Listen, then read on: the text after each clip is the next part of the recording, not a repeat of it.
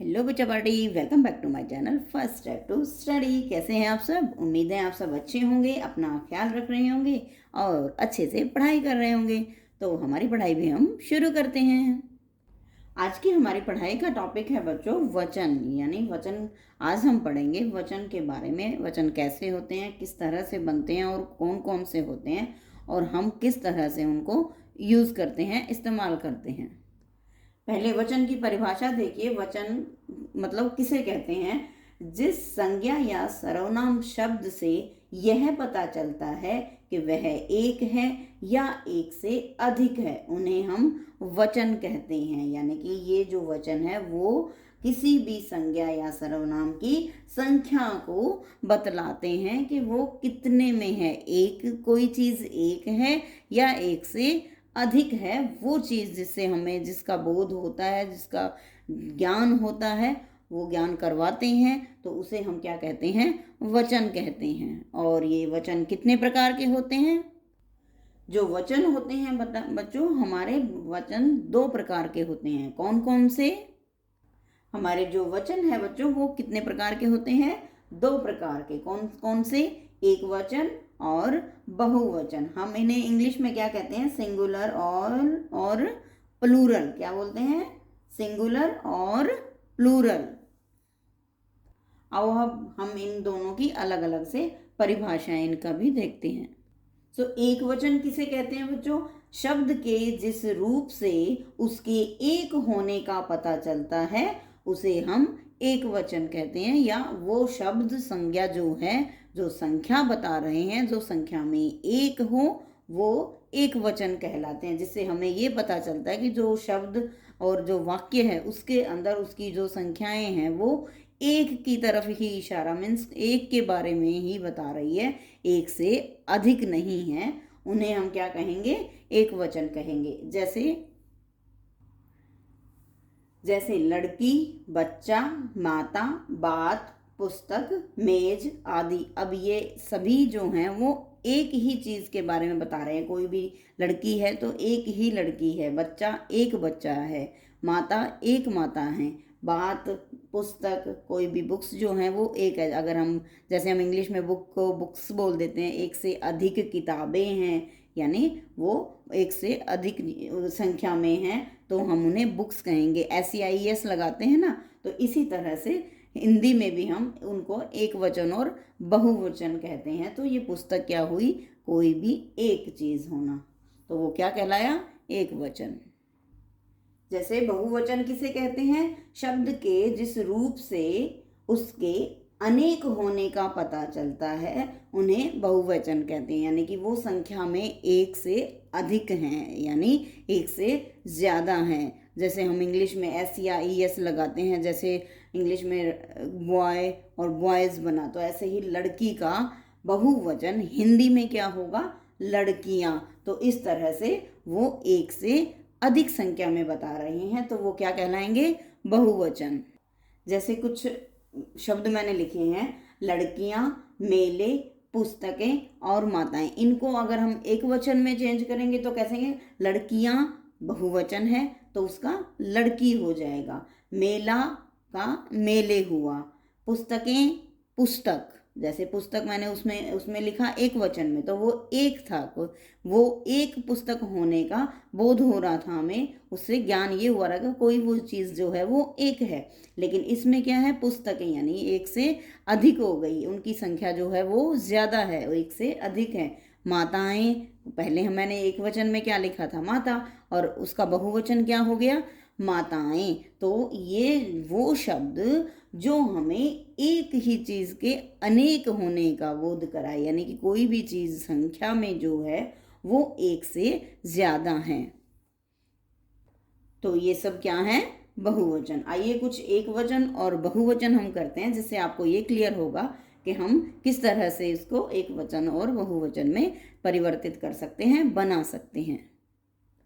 इन शब्दों को पढ़िए बच्चों, जो एक वचन में और बहुवचन में, यानी कि एक वचन से हमें ये दिख रहा है कि वो चीज़ कोई एक है और एक से अधिक है, तो वो बहुवचन में हमें दिख रहा है। किस तरह से? आइए हम अब हम इन्हें पढ़ेंगे। टोपी, टोपियाँ, टोपी एक टोपी हुई तो ज़्यादा होगी तो क्या होगा, टोपियाँ। तिथि तिथियाँ, पटाखा पटाखे, बच्चा बच्चे, तोता तोते, दीवार दीवारें, जूता जूते, सड़क सड़कें, कलम कलमें, संतरा संतरे, कविता कविताएं, लता लताएं, रास्ता रास्ते, इरादा इरादे, वस्तु वस्तुएं, लड़का लड़के। इन सभी चीज़ों में जो शब्द मैंने लिखे हैं उनमें क्या है कि एक वचन और बहुवचन जो है हमें साफ जो है वो दिख रहा है कि कोई चीज़ एक है। जैसे कलम है तो वो एक क्या हुई, कलम कलमें। यानी जिस तरह से हम इंग्लिश में सिंगुलर और प्लूरल जो हम बनाते हैं, कोई चीज़ जैसे बुक है तो बुक्स हो गई है, पेन है तो पेन्स हो गए हैं, और एस या ई एस वगैरह लगा के हम लोग उसको प्लूरल जो है वो बनाते हैं। तो उसी तरह से हिंदी में हम एक वचन और बहुवचन बनाते हैं। ऐसे ही कुछ और शब्द देखिए बच्चों, जैसे अध्यापक का क्या होगा, अध्यापक गण, यानी एक से अधिक टीचर्स जो हैं वो कहीं बैठे हैं, उसको हम कहेंगे अध्यापक गण जो हैं वो बैठे हैं। कवि कविगण, श्रोता श्रोतागण, हाथी हाथीगण, देव देवगण। ये कुछ स्पष्ट कुछ मतलब इम्पोर्टेंट जो हैं वो है, क्योंकि इनमें अक्सर जो है हम लोग गलतियां करते हैं। कैसे अध्यापक हम अध्यापिका बना देते हैं, लेकिन वो अध्यापिका गलत है क्योंकि वो उसका अपोजिट वर्ड्स है, वहाँ ये विलोम शब्द में आएंगे। इस तरह आपने कंफ्यूज जो है वो नहीं होना है, कि आपने समझना है कि एक वचन कौन से होते हैं और विलोम शब्द जो हैं वो कौन से होते हैं, उनमें कंफ्यूजन नहीं होना, अपने कंफ्यूज नहीं होना है बच्चों। तो इस तरह से ये जो साफ मैंने इनको लिखा है उनको ध्यान से देखिए। जैसे अध्यापक हम अध्यापक गण बनाएंगे, अध्यापिका नहीं। अगर आप अध्यापिका लिखते हैं तो वो गलत हो जाएगा। कवि कविगण होगा, श्रोता का श्रोतागण होगा, हाथी का हाथीगण, देव देवगण। और भी वचन जो हम लिखते हैं उनके कुछ और भी मतलब रूल्स एंड रेगुलेशंस होते हैं, जैसे कुछ नियम होते हैं हिंदी में बच्चों। जैसे हम अपने से बड़ों के लिए आदर सूचक शब्द जब हम यूज़ करते हैं, इस्तेमाल करते हैं, तो उनमें भी हमें वचन का ध्यान रखना पड़ता है। कैसे रखना पड़ता है, आओ समझते हैं। ये कुछ वचन के नियम हैं बच्चों, रूल्स एंड रेगुलेशंस हैं। कैसे, जैसे हम लोग हिंदी में हमेशा जब आदरणीय लोगों यानी कि अपने से बड़ों को सम्मान देते हैं तो हम उनको है नहीं कहते हैं, हैं कहते हैं। इस तरह का शब्द जो है वो हम इस्तेमाल करते हैं, तो वो एक आदर सूचक शब्द है। वो हिंदी में हम उन्हें ऐसे इस्तेमाल करते हैं। जैसे आदरणीय लोगों के लिए हम सदैव बहुवचन का जो है इस्तेमाल करते हैं, क्योंकि हम उन्हें है नहीं कह सकते, हैं कहते हैं। क्या कहते हैं, हैं कहते हैं। जैसे एक वाक्य देखिए, जैसे मैंने लिखा दादाजी अखबार पढ़ रहे हैं।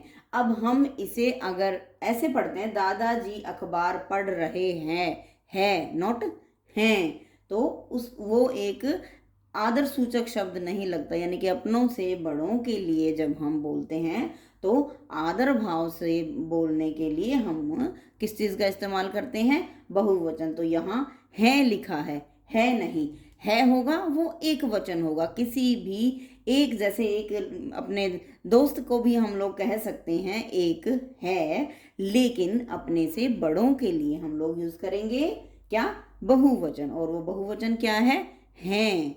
ओके, नेक्स्ट देखो, जैसे माता जी खाना बना रही हैं, यहाँ भी है नहीं है, तो इसीलिए हम क्या कहेंगे, माता जी खाना बना रही हैं। तो ये क्या है, हम बहुवचन का इस्तेमाल कर रहे हैं, क्योंकि हम अपने से बड़ों को जब सम्मान देने के लिए, आदर करने के लिए शब्द यूज़ करते हैं तो क्या हुआ, बहुवचन जो है वो इस्तेमाल करते हैं। और दूसरा हमारा जो नियम है एक वचन का, वो कौन सा है, जैसे कुछ शब्द एक वचन ही रहते हैं।